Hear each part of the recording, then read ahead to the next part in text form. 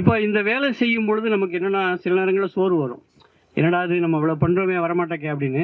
ஆனால் அப்படி இல்லை. இப்போ நான் வந்து ஒரு நல்ல தலைவர்களுக்கான பண்புகள் என்னவா இருக்கும் அப்படின்னு சொல்லிட்டு நான் நிறையா மேற்கத்திய நூல்கள் அப்புறம் கட்டுரைகள்லாம் பார்த்தேன். எனக்கு திருப்தியாக வந்து கடைசியில் எங்கேருந்து நான் பிடிச்சேன்னா திருக்குறள்லேருந்து பிடிச்சேன். திருக்குறள்லேருந்து சுட்டுட்டேன்னு வச்சுங்களேன். ஒரு 50 பண்புகளை வந்து வள்ளுவர் சொல்கிறார். அதில் எடுத்ததில் அதை உங்களுக்கு நான் இப்போ கூட வாசிக்கிறேன். கையெல்லாம் வச்சுருந்தேன், சொல்லணும்னு நினச்சேன், நேற்றே சொல்லணும்னு நினச்சேன், வாய்ப்பு இல்லாமல் போச்சு. அதாவது இதை மட்டும் நம்ம பின்பற்றினோம்னா நம்மளை விட ஒரு சிறந்த தலைவர்கள் உருவாகவே முடியாது. ஆனால் இதை எந்த அளவுக்கு நம்ம பின்பற்ற போகிறோம்னு தெரியல. அப்புறம் அற்புதமான ஒரு கணிப்பு அவர் வள்ளுவர் செஞ்சுருக்கிறாரு. ஒன்று வந்து முதல்ல அன்பு செய்தல், பக்கத்தில் இருக்கவங்கள அன்பு செலுத்தணும். அது வந்து ஒரு தலைவனுக்கான முதல் பண்பு. அடுத்தது உதவி செய்தல்.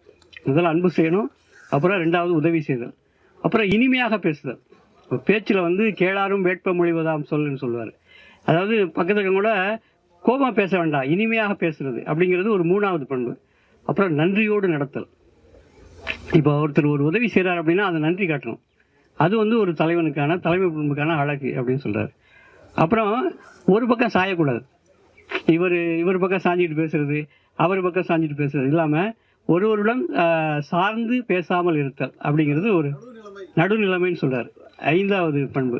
அடுத்தது பார்த்தீங்கன்னா தன்னடக்கத்தோடு இருக்குது. அது வந்து பெரும்பாலும் நிறைய பேருக்கு இருக்காது. நான் தான் பெரிய ஆள் அப்படிங்கிற எண்ணம் நிறைய பேருக்கு இருக்கும். அதனால அதுவே வந்து ஒரு தலைவனுக்கு அழகு இல்லை, தன்னடக்கத்தோடு இருக்கிறது அழகு அப்படின்னு சொல்கிறாரு. அப்புறம் பொது ஒழுக்கத்தை பின்பற்றுறது. பொதுவாக ஒரு ஒழுக்கம் இருக்குது அப்படின்னா அதை பின்பற்றணும். நிறையா தலைவர்கள் அதில் தவறிடுறாங்க. அதனால தான் வந்து அவங்க பின்பற்ற இளைஞர்கள் இப்போ நம்ம என்ன வருத்தம்னா எல்லாமே வரமாட்டேங்கிறாங்க. இளைஞர்கள்லாம் இப்போ வேறு வேலைக்கு போயிடறாங்க. டிவி பார்க்க போகிறான், அல்லது வாட்ஸ்அப்பில் போகிறான், செல்லு பார்க்க போகிறான் அப்படின்னு சொல்லி திட்டுறாங்க இளைஞர்களையும் இளம் பெண்களையுமே.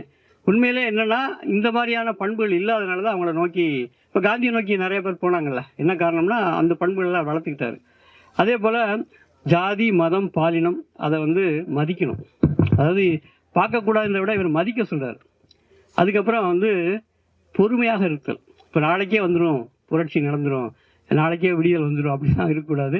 கொஞ்சம் பொறுமையாக வெயிட் பண்ணணும். கொக்கோ கூம்பும் பருவத்துன மாதிரி கொஞ்சம் பொறுமையாக தான் இருக்கணும். 10 மாதம் ஆனால் தான் குழந்தை பெற்றுக்க முடியும். அதுக்கு முன்னாடி எடுத்தோம்னா குழந்தை செத்து போயிடும் அப்படிங்கிறத சொல்கிறாரு. அப்புறம் பொறாமை கொள்ளாமல் இருத்தல் அப்படிங்கிறார். பாருங்கள் எவ்வளோ ஆராய்ச்சி பண்ணி அதை சொல்கிறார் பாருங்கள். அப்புறம் பிறர் பொருளின் மீது ஆசை கொள்ளாமல் இருத்தல். அடுத்த பொருள் மேலே நம்ம பற்று வைக்கக்கூடாது.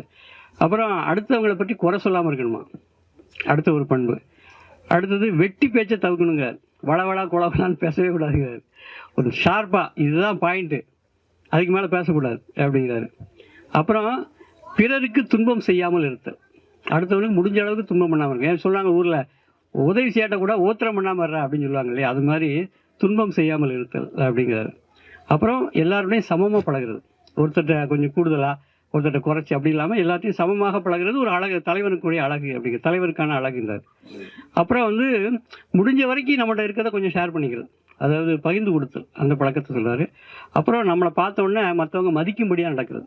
நம்மளை பார்த்த உடனே ஒரு மரியாதை வரக்கூடிய அளவுக்கு ஒரு தலைவனுக்கான அழகு அப்படின்னு சொல்கிறாரு. அப்புறம் எல்லா உயிர்கள் மீதும் இரக்கம் காட்டுதல். ஒருத்தன் இவனுக்கு பிடிச்சவன் பிடிக்காதவன் அப்படி இல்லாமல் அனைத்து உயிர்கள் மீதும் அதை உயிர்மை நேயம்னு சொல்கிறாரு. அப்புறம் உண்மையை பேசுதல். அது ரொம்ப ரொம்ப அடிப்படையானது. உண்மை தான் வந்து அடிப்படையாக பேசணுங்கிறது. அப்புறம் சினம் கொள்ளாமல் இருக்கணுங்கிறார். கோபத்தை தவிர்க்கணுங்கிறார். கோபத்தை படக்கூடாது. எவ்வளோக்கு எவ்வளோ கோபப்படாமல் இருக்கணுமோ அவ்வளோக்கு எவ்வளவு ஒரு தலைவனுக்கு சிறப்பு அப்படிங்கிறார். அப்புறம் இன்னொன்று பாருங்கள், முக்கியமானது துன்பம் இன்பம் 2ஐயும் சமமாக கருதணுமா. சில நேரம் வேலை செய்கிறோம், இடத்துல வந்து ரிசல்ட் கிடைக்கல, இப்போ வருத்தமாக இருக்குது, அதை பற்றி கவலைப்படாது. ஒரு இடத்துல ரொம்ப வெற்றி கிடைச்சோன்னா ஒரு குதூகலிக்கிறது இருக்குல்ல, அது மாதிரி பண்ணக்கூடாது அப்படிங்கிறாரு. அப்புறம் அச்சம் இல்லாமல் இருத்தல். அதுக்காக நம்ம காந்தியை சொன்னோம் பார்த்தீங்களா, நம்மளை வந்து கொல்றதுக்கு திட்டம் போட்டாங்க, ஆனாலும் எனக்கு வந்து கவலை இல்லை அப்படிங்கிற அச்சம் இல்லாமல் இருத்தல், அச்சமின்றி இருத்தல். அப்புறம் இன்னொரு முக்கியமான பாருங்கள் எவ்வளோ அற்புதமான ஒரு இது, எப்பொழுதும் கற்றுக்கொண்டே இருத்தல். ஒரு மாணவனாக தான் நீங்கள் பார்த்துக்கணும். ஒரு தலைவனுக்கான அழகு என்ன, எப்போ பார்த்தாலும் படிக்கணும், விஷயங்களை தெரிஞ்சுக்கணும் அப்படிங்கிறத சொல்கிறாரு. அப்புறம் வந்து மற்றவங்களுடைய கருத்தை செவி கொடுத்து கேட்குறது. ஒரு அமைப்பு இருக்குது, ஒரு தலைவர் இருக்கார் அப்படின்னா அது சாதாரண ஒரு தொண்டனாக கூட இருக்கலாம், அல்லது சாதாரண ஒரு கடைநிலை ஊழியனாக கூட இருக்கலாம். ஒரு அலுவலகத்தில் அவன் என்ன சொல்கிறான்னா கொஞ்சம் கேட்கணும், காது கொடுக்கணும் அப்படிங்கிறாரு. அப்புறம் வந்து பார்த்தீங்கன்னா தவறு செஞ்சிட்டான்னு ஒரு மனுஷங்க எல்லாம் தப்பு செய்வாங்களா, உடனடியாக வந்து மன்னிப்பு கேட்க சொல்கிறார், வருத்தம் தெரிவிக்க சொல்கிறார். தெரியாமல் ஒருத்தர் வந்து நான் வந்து இவருக்கு என் மனசு அறியாமல் திடீர்னு தவறு செஞ்சுட்டு அவரை குறையாக பேசிட்டேன் அப்படின்னா கூட உடனடியாக கூப்பிட்டு ஒரு வருத்தம் தெரிவிக்கணும் அப்படிங்கிறாரு. அதுக்கப்புறம் வந்து சான்றோர்களோட நட்பு கொள்ளுதல்ங்கிறார். பாருங்கள் அடுத்த கேரக்டர். கொஞ்சம் விஷயம் தெரிஞ்சவங்க, ஒரு நல்லவர்கள், ஒரு பண்பாளர்கள், அவங்களோட நட்பு நம்மளை தேடி போய் வச்சுக்கணுமா. அவங்க நம்மளை தேடி வர மாட்டாங்க, நம்மளா போய் வைக்கணும் அப்படிங்கிறாரு. அப்புறம் கெட்டவங்கள்ட்ட ஒதுங்கணுங்கிறார் அடுத்த பாயிண்ட். தப்பான ஆள் அப்படின்னா அவங்கள்ட்ட கிட்ட போகக்கூடாது, அவர்கிட்ட விலகி இருக்கணும் அப்படிங்கிறாரு. அதுக்கப்புறம் ஒரு செயல் செய்யும்போது அதனுடைய நன்மை தீமைகளை ஆராய்ந்து செய்யணும். ஒரு வேலை எடுக்கிறோம், அந்த வேலையில் செய்தோம்னா நன்மை வருமா தீமை வருமா அப்படிங்கிறத ரிசர்ச் பண்ணி ஆராய்ச்சி பண்ணி அதை எடுக்கணும் அப்படிங்கிறார். பாருங்கள் எவ்வளோ அற்புதமான சொல்களை சொல்கிறார் பாருங்கள். அடுத்து நமக்கு என்ன சக்தி இருக்கோ அதுக்கான வலிமைக்கு ஏற்ற செயல்களில் மட்டும் இறங்குதல். நம்மளால் என்ன முடியுமோ அதுதான் செய்யணும். அப்போ நான் போய் நாளைக்கு இந்த இமயமலத்துக்கு அந்த பக்கம் வச்சுறேன் அப்படின்னு சொல்லிட்டு போகக்கூடாது. அப்போ போனோம்னா நிச்சயமாக தோற்று போயிடுவோம். ஒரு தடவை நீங்கள் தோத்துட்டிங்கன்னா நம்ம தொண்டர்கள் நம்ம மதிக்க மாட்டான், கூட இருக்கிறவங்க இதாக என்ன பின்னாடி போனால் பூரா தோல்விதாயாக வரும் அப்படிங்கிற மாதிரி வச்சுருவாங்க. அதனால் வலிமைக்கு ஏற்ற செயல்களில் மட்டும் இறங்குதல்ங்க. அப்புறம் பொருத்தமான இடம் காலம் பார்க்கணுங்கிறார். இதை ஒரு வேலை செய்யும்போது எந்த இடத்துல செய்கிறது, எந்த நேரத்தில் செய்கிறது அப்படிங்கிறத சொல்கிறாரு. அப்புறம் வந்து அதனுடைய இப்போ நம்ம ஆய்வு பண்ண பார்த்தீங்களா, ஸ்வாட் அனாலிசிஸ் மாதிரி குறை நிறைகளை கண்டறிந்து அப்புறம் இறங்கணுங்கிறாரு. அப்புறம் சுற்றத்தோட சுற்றம் தளால்கிறார். அதாவது நண்பர்களோட உறவுகளோட நெருங்கி இருக்கணும், தனிமைப்படக்கூடாது. ஒரு தலைவன் வந்து தனிமைப்பட்டு நான் பெரிய ஆள், நான் அங்கே போய் தங்கிக்குவேன், அங்கே போய் இருந்துக்குவேன் அப்படிங்கிற மாதிரியான அந்த பண்புகளை விட்டுறணும். எப்போதும் அந்த நட்பு வட்டத்தோட நெருங்கி இருக்கணும். அப்புறம் நினைவாற்றலை பெருக்கிக் கொள்ளுதுங்கிறார். இப்போ நிறைய நம்ம பெரும்பாலும் நம்ம மறதி குணம் இருக்கும் நிறையாட்ட, அது இருக்கக்கூடாது அப்படிங்கிறார். அப்புறம் வந்து எப்போ பார்த்தாலும் சோர்ந்து அழுத்து போய் புலம்பிக்கிட்டு இருக்கக்கூடாதுங்கிறார். உற்சாகமாக இருக்கணும். நடக்கும்யா, கவலைப்படாதையா, பார்த்துக்கலாம், என்ன வந்தாலும் பார்த்துக்கலாம் அப்படிங்கிற அந்த ஒரு சோர்வு இல்லாமல் இருக்கணும் அப்படிங்கிற ஊக்கமுடைமைங்கிறார். அதுக்கப்புறம் வந்து விடாமுயற்சிங்கிறார். எப்பயுமே ஒரு வேலை எடுக்கிறோம், அந்த வேலையில் வந்து கொஞ்சம் தொய்வாகுது, இனிமேல் வந்து செய்ய முடியாது அப்படின்னா அதை பற்றி கவலைப்படக்கூடாது, விடாமல் முயற்சி பண்ணிக்கிட்டே இருக்கணும், விடாமுயற்சி. அப்புறம் துன்பத்தை பார்த்து தோண்டு போகக்கூடாது அப்படிங்கிறாரு.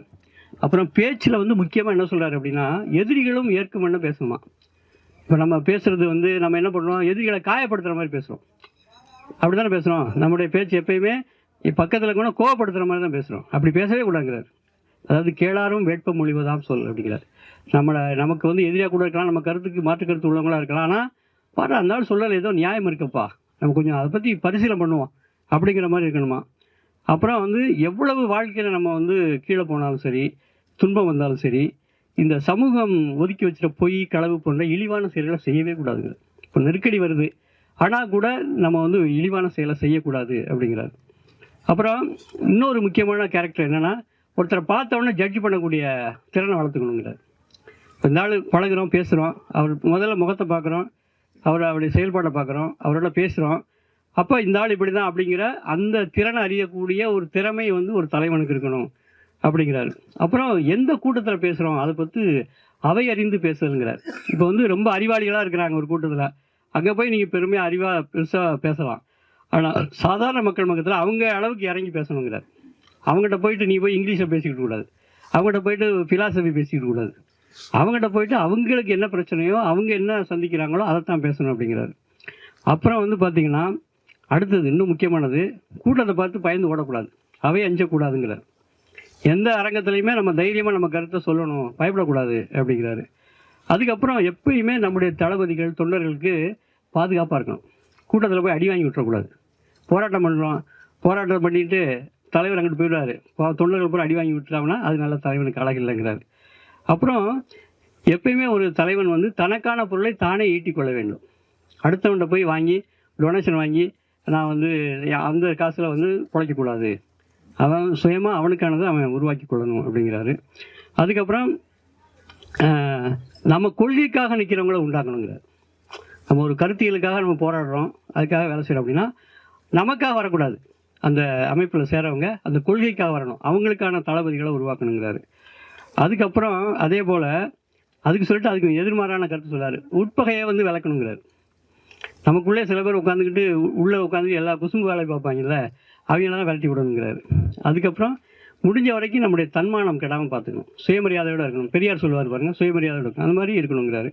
அப்புறம் மனச்சாட்சிக்கு பயப்படணும். நமக்கு வந்து மிகச்சிறந்த ஜட்ஜி கடவுள்லாம் கிடையாது, யார் நமக்கு சிறந்த கடவுள் யாருன்னா மனச்சாட்சி தான். மனச்சாட்சிக்கு உடன்பட்டு நடக்கணுங்கிறது. அப்புறம் கடைசியாக ஒரு 50வது முக்கியமானது, நமக்கு தீமையே ஒருத்தன் செய்கிறானா அவனுக்கு நன்மை செய்து அவனை சரி பண்ணணுங்கிறார். இதுதான் 50 வகையான இந்த தலைமை பண்புகளை நான் திருக்குறள்லேருந்து திருடுனேன், வேற ஒன்றும் கிடையாது. இது பாருங்க, இது ஏதாவது வெளிநாட்டு நூல்களில் இருக்குதா? இப்படி நானும் தேடி பார்த்தேன், ஒன்றையுமே காணோம். அவன் தனிமன திறமையை தான் பேசுகிறான ஒழிய இப்படி ஒரு பண்பான விஷயங்களை பற்றி சொல்லவே இல்லை. அப்போ இதை தான் நம்ம எல்லாருடைய இளைஞர்களுக்கும் நம்முடைய பெண்களுக்கும் சொல்லித்தரணும். அப்போ இந்த மாதிரியான ஒரு பண்புகளை பெற்றிருந்தா ஒருவன் நிச்சயமாக தலைவன் ஆக முடியுமா முடியாதா? முடியும் தானே? இதில் மாட்டு கருத்து இருக்கா? இதுதான் நான் உங்களுக்கு சொல்லணும்னு நினச்சேன். இது முதல் நாளே சொல்லணும்னு நினச்சேன். அப்போ நம்ம தொடர்ந்து வேறு போனதுனால அதை விட்டுட்டோம். அப்போ இந்த மாதிரி பண்புகளை வளர்த்துக்கிட்டோம்னா இயற்கை விவசாயத்துக்கு விவசாயிகள் வராமல் இருப்பான்னு நினைக்கிறீங்களா? நிச்சயமாக வர வச்சிடலாம். எல்லா விதமான பண்புகளையும் அவர் சொல்லியிருக்காரு. அதனால அனுப்புறேன் நான் உங்களுக்கு. சரி, இது நான் உங்களுக்கு அனுப்புறேன். போட்டுடலாம், பிரேம் பண்ற மாதிரி போட்டுடலாம். ஆக இது நமக்கு கிடைச்ச ஒரு பொக்கிஷம்னு வச்சுக்கோமே. அது நம்ம முன்னோர்கள் நமக்கு கொடுத்ததுதான்.